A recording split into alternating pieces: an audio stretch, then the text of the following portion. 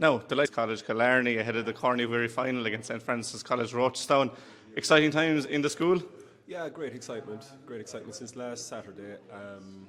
The large school and there's a tradition of football, and I suppose post-COVID and all that, the school seems to be getting behind the fact we're in a high-profile occasion, and so there's been a great buzz the last few days. Yeah, you mentioned post-COVID there. Obviously, you won it last year, but there would have been some restrictions. Whereas this year, you've been able to go at it as you would have always, and it's great to have the competition back to what it was. Was that? It's been very nice to have that freedom and liberation back again.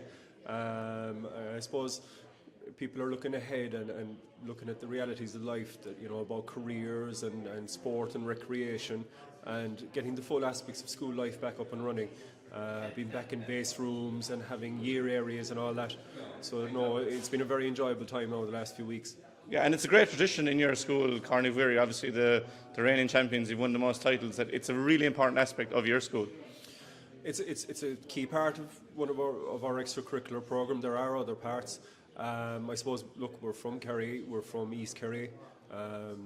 There's a big emphasis being put in by the clubs in the area, and that's been the case for quite a while, and we buy into that, and fellas love it, and it's a motivation for them, and it's a great focus for fellas in adolescence, that they have this outlet, and they form great bonds doing it, And obviously the beauty of the schools is you might only have a fella for 2 or 3 years, but every year you're producing it. It's you're really nurturing the players to go on and then play for Kerry, hopefully.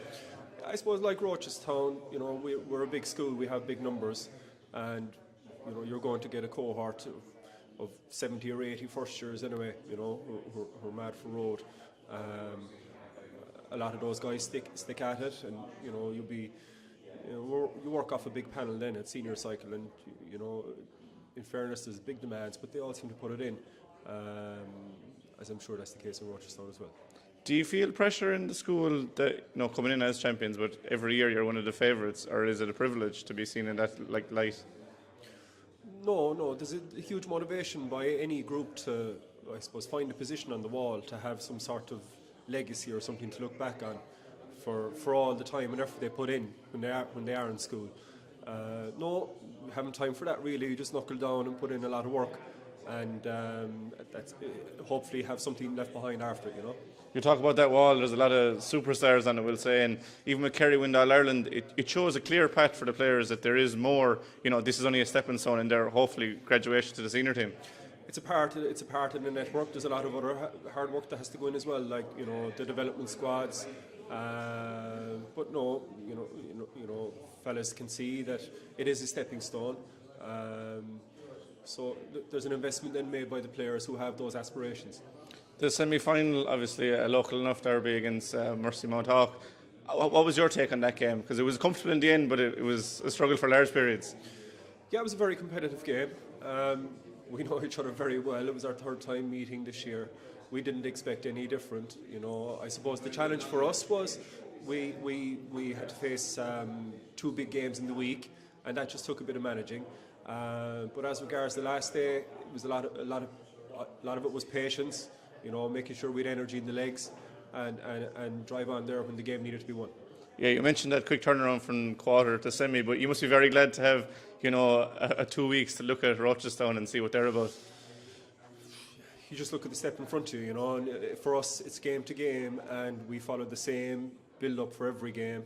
We do our field work, we do our bit of analysis, get our heads right, it doesn't change. It's game to game, and just get the scheduling around.